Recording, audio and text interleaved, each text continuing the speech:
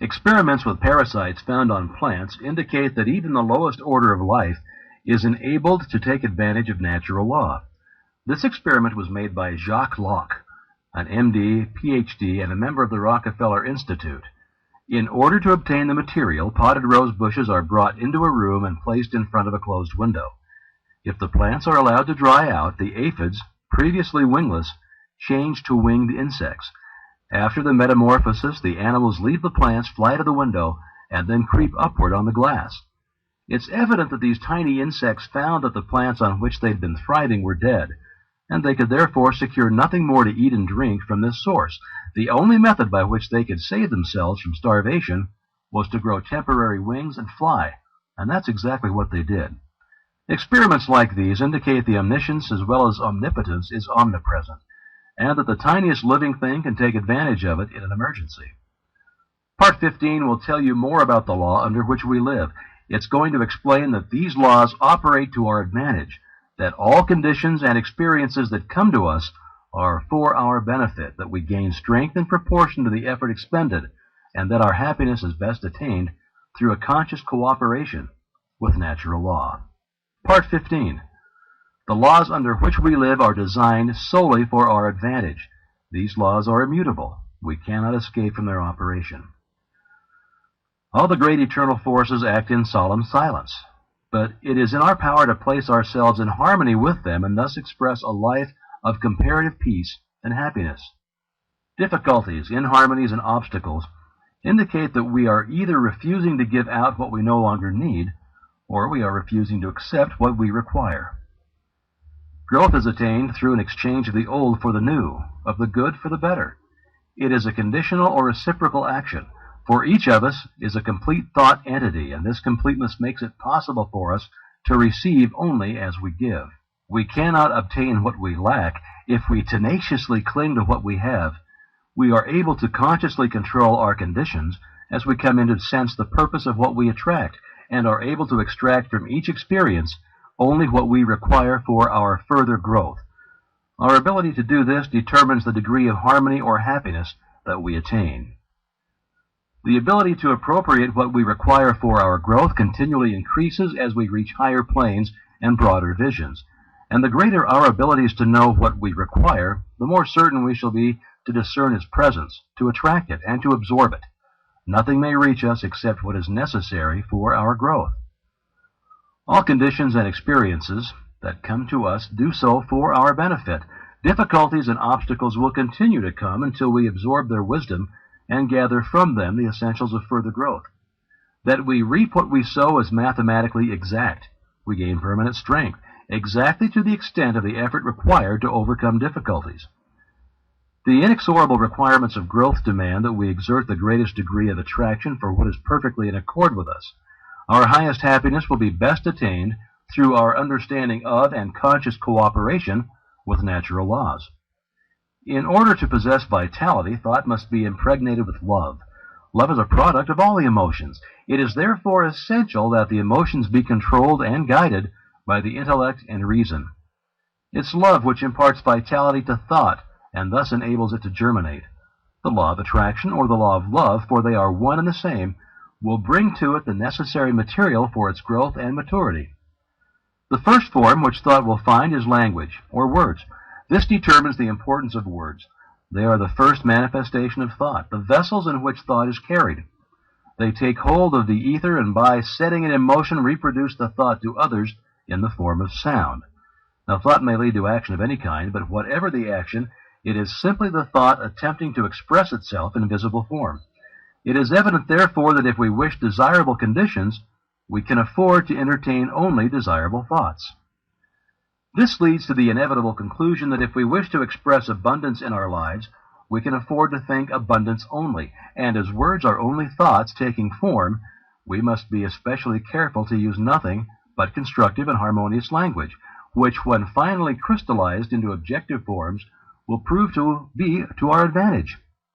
We can't escape from the picture we incessantly photograph on the mind, and this photography of erroneous conceptions is exactly what is being done by the use of words, when we use any form of language which is not identified with our welfare.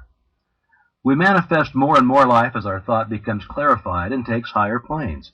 This is obtained with greater facility as we use word pictures that are clearly defined and relieved of the conceptions attached to them on lower planes of thought. It is with words that we must express our thoughts, and if we are to make use of higher forms of truth, we may use only such material as has been carefully and intelligently selected with this purpose in view. This wonderful power of clothing thoughts in the form of words is what differentiates man from the rest of the animal kingdom. By the use of the written word, he has been enabled to look back over the centuries and see the stirring scenes by which he has come into his present inheritance. He has been enabled to come into communion with the greatest writers and thinkers of all time, and the combined record which we possess today is therefore the expression of universal thought as it has been seeking to take form in the mind of man. We know that the universal thought has for its goal the creation of form, and we know that the individual thought is likewise forever attempting to express itself in form, and we know that the world is a thought form, and a sentence is a combination of thought forms. Therefore, if we wish our ideal to be beautiful or strong, we must see that the words out of which this temple will eventually be created are exact, that they are put together carefully, because accuracy in building words and sentences is the highest form of architecture in civilization and is a passport to success. Words are thoughts, and they are therefore an invisible and invincible power which will finally objectify themselves in the form that they were given. Words may become mental places that will live forever, or they may become shacks which the first breeze will carry away. They may delight the eye as well as the ear. They may contain all knowledge. In them we find the history of the past as well as the hope of the future. They are living messengers from which every human and superhuman activity is born. The beauty of the word consists in the beauty of the thought. The power of the word consists in the power of the thought. And the power of the thought consists in its vitality. How shall we identify a vital thought? What are its distinguishing characteristics? It must have principle. There is a principle of mathematics, but none of error. There is a principle of health, but none of disease. There is a principle of truth, but none of dishonesty. There is a principle of light, but none of darkness. And there's a principle of abundance, but none of poverty. How shall we know that this is true? Because if we apply the principle of mathematics correctly, we shall be certain of our results. Where there is health, there will be no disease. If we know the truth, we cannot be deceived by error. If we let in light, there can be no darkness, and where there is abundance, there can be no poverty. Now, these are self-evident facts, but the all-important truth that a thought containing principle is vital and therefore contains life and consequently takes root and eventually but surely and certainly displaces the negative thoughts which by their very nature can contain no vitality, is the one which seems to have been overlooked. But this is a fact which will enable you to destroy every manner of discord, lack, and limitation. There can be no question but that he who is wise enough to understand will readily recognize that the creative power of thought places an invincible weapon in his hands and makes him a master of destiny. In the physical world there is a law of compensation, which is that the appearance of a given amount of energy anywhere means the disappearance of the same amount somewhere else. So we find that we can get only what we give. If we pledge ourselves to a certain action, we must be prepared to assume the responsibility for development of that action. The subconscious cannot reason. It takes us at our word. We have asked for something, we are now to receive it, we have made our bed, and we are now to lie in it. The die has been cast. The threads will carry out the pattern that we've made. For this reason, insight must be exercised so that the thought which we entertain contains no mental, moral, or physical germ which we do not wish objectified in our lives. Insight is a faculty of the mind, and whereby we are enabled to examine facts and conditions at long range, a kind of human telescope. It enables us to understand the difficulties as well as the possibilities in any undertaking. Insight enables us to be prepared for the obstacles which we shall meet. We can therefore overcome them before they have any opportunity of causing difficulty.